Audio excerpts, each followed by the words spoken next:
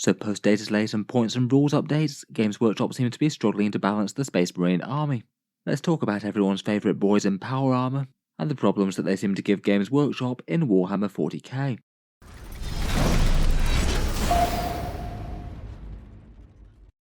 Hello and welcome back to Auspex Tactics, where today we're talking Space Marines and game balance. And this one, after the big nerfs to the Space Marine Codex in the balanced data slate, from the initial couple of weeks of stats at least, it does look like core Codex Space Marines could be ranking amongst one of the very weakest armies in Warhammer 40k. Though I feel like, to be honest, in the game's past, it's been at least a fairly common occurrence for at least one of the sub-factions of power armoured Space Marines to be one of the weaker armies in the game, perhaps just due to being overshadowed in one way or another. With the way that Games Workshop's had it set up over the past few editions, Space Marines do have quite a lot of things that Games Workshop needs to be able to try and keep an eye on and then put together in terms of army lists that people might actually use and try and make them somewhat fair. Perhaps one of the biggest issues is the enormous unit pool that Space Marines have to offer. That means that they'll have access to both ranged and melee units and all sorts of combos quite apart from any added stuff. But then on top of that, at least in 10th edition, you have the chapter choice. Which extra units are you going to be getting, and are you going for the core codex or a divergent chapter with yet more units? Then which detachment you're going to be playing the army in. Having both those original and unique units all applied to a different rule set. And then the divergent chapters have yet more content beyond that, having their own entire detachments that again need to be balanced against the rest. Putting that all together, and it could often mean that one unit could just be incredibly variable as to how strong it is in different places and situations. You could have one unit that's just completely balanced or outright weak in certain detachments or chapters, but give it access to the right stratagems and character boosts, and it goes from being merely weak or average to perhaps problematically strong. For that reason, I feel like throughout Space Marine balance history, you'll often have Space Marine armies that just do really well with a couple of specific builds from specific chapters, but then maybe actually have the average army for a random collection of Space Marines that someone might actually have actually be kind of tame to even outright weak, particularly for players with established collections who maybe don't immediately jump in and buy new units, unlike people who might be super in tune with the meta and play competitively a lot.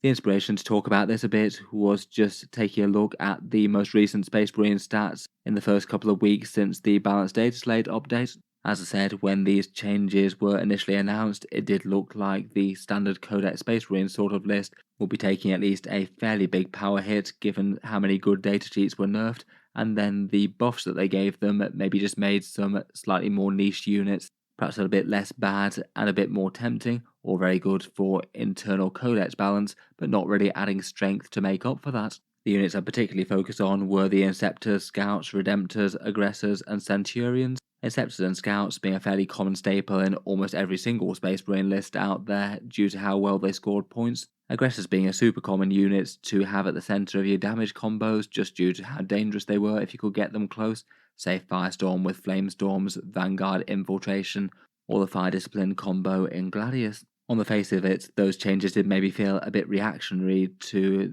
the kind of meta Space Marine Ultramarines list that was going around recently. Perhaps most notably placing second in the WTC, though plenty of people were using it around the same time, and certainly since then having a whole load of tournament success. Ultramarines Vanguard spearhead with Calgar and an Apothecary infiltrating with a big unit of aggressors, Uriel Ventress giving deep strike to some Centurions and having them bounce around the table with the reserve stratagem, and then a whole load of Inceptors and Scouts to support, both of which maybe have more value in that particular detachment compared with most. It's certainly a list that's maybe a bit more player skill dependent, and it has a lot of powerful things that, if just destroyed, aren't going to give you much value, but with the big positioning and damage options meant that a good player could take it to the top of a tournament. I feel like just the repeated success of that list maybe had Games Workshop nerf things to perhaps try and overall improve the internal balance of the Space Marine Codex, but realistically, if you just take a hammer to all the top stuff, only bring up the weaker stuff to the kind of same level as the average stuff,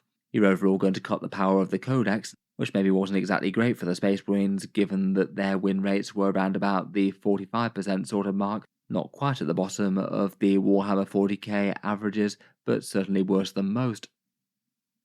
At the moment it is kind of early days with the first few weeks after the balanced data slates to say exactly what's going on. though certainly the initial data for the Space Marines does seem to be kind of as expected, with 4 of their biggest staple units nerfed, plus a small increase on the Centurions that were popular in Vanguard Spearhead. They have dropped down a bit. For actual core Codex Space Marines, not including Divergent chapters, it looks like their wins have dropped to an average 40 to 41% at grand tournaments at least. And it does seem kind of consistent with more casual RTT events, where you might see a bit more of a casual meta rather than just optimized lists going to the biggest and best tournaments around. They're still very popular with lots of people playing the standard Codex Astartes. They were the third most played faction out of any of them, first and second being Necrons and Custodes. Still though, that does mean that as they were quite so widely played, only managing to win one event is really quite bad, and they weren't getting into the top tables very much, also denoted by the amount of players that were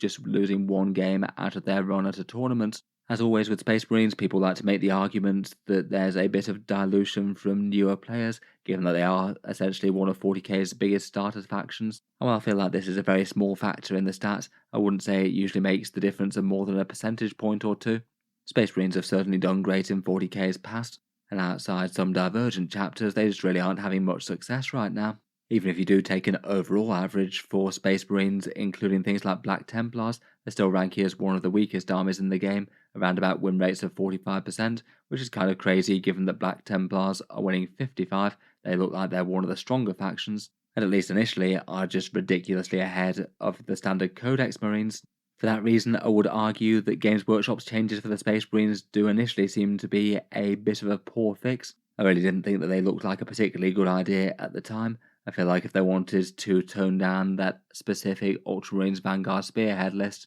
you might perhaps have been better off limiting the interaction of repeatedly deep striking Centurions, or being able to infiltrate like 450 points worth of models with Calgar. Otherwise though, if they just wanted to nerf those Space Marine units for internal balance, more things needed to be improved to make up for the power cut at all levels of play, as overall people weren't on average doing particularly great with them, even if a few players with specific lists were managing to break through.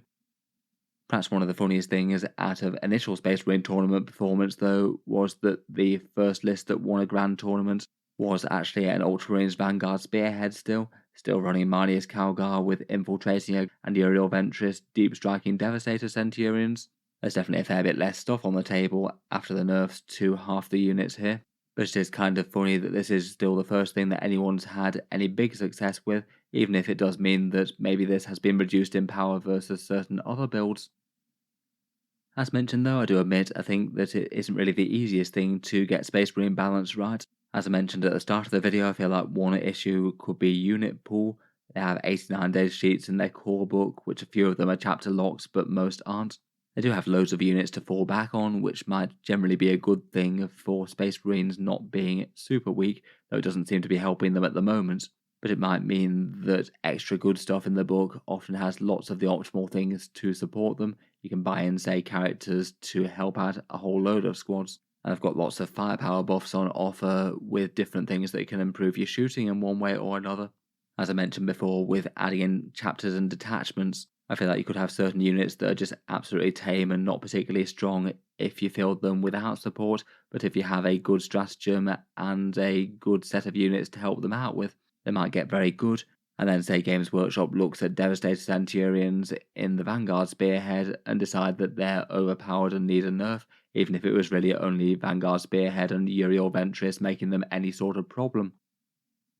I feel like certainly in recent eras of Warhammer 40k, competitive play often gets blamed for some of the problems in the game, sometimes really quite wrongly in my opinion, though I feel like this could be one of the cases where Games Workshop hyperfixating on tournament play could genuinely be annoying for the average player's army. Most of the time, the average Space Marine player out there just isn't going to have the optimal Space Marine army at any one time, just due to how many units you'd have to be able to access for that. Unlike, say, a faction like Imperial Knights, where you basically have 3 main chassis of Knights from the core Codex, and if you've got them magnetized up, you have literally the entire faction. To do the same with Space Marines would require a ridiculous amount of models, and also a ridiculous amount of money. At different times in the past, an optimal Space Marine army could maybe have been Iron Hands vehicle spam in 8th edition, perhaps building around Guilliman Redemptors and Eradicators in early 9th, maybe Raven Guard deep striking Centurions at one point, or this latest Vanguard Spearhead build.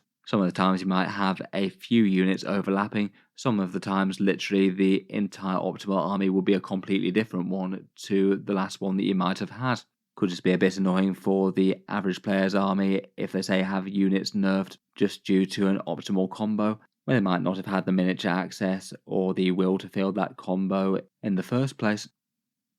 Perhaps the other big struggle that Games Workshop has generally had over the years has been trying to keep the Codex chapters somehow balanced with the more Divergent chapters in Warhammer 40k. I feel like ever since they went into more depth with their sub-factions, they've rarely had any sort of time where you could consider most of the different chapters equally strong and playable. Imperial Fist and Raven Guard didn't have much love all the way through 9th edition, and now in 10th edition they sort of seem to have created themselves a system where there's almost no way that they could make the Codex chapters theoretically well balanced against the Divergent ones, just given that the Divergent ones, unless they make their units super mediocre, are basically kind of like Space Marines plus getting everything that the Codex ones get, but generally having a whole load more options beyond that. To be fair, at the moment, maybe Black Templars are the only ones that are significantly different to the standard Space Marines, but it is kind of notable for them that they can basically use any of the standard Space Marine detachments, as well as having access to a pretty good one of their own, and then multiple more powerful datasheets that just seem like there's little way that they could be balanced against things like, say, White Scars who only have a single character miniature, and can otherwise just field the same detachments. The Black Templars also gaining access to their Stormlance force if they really want it, which in general they don't. If they were trying to balance the Divergent chapters versus the core Codex ones, they really either have the option of just making all of the Black Templar and Space Wolf and Blood Angels units pretty mediocre, so none stand out, that there's little reason to play them versus things in the core Space Marine book, and that way they don't add any strength, so aren't really very different to the standard Space Marine's power. It does feel like they've almost gone that way a bit with Blood Angels and Death Watch at the moment, though it's not exactly making people very enthusiastic to play those armies. Dark Angels are maybe doing a bit better, though quite a lot of their most competitive lists often tend to look like Azrael supporting a very standard Space Marine army. Otherwise, on the flip side, they'd have to try and make the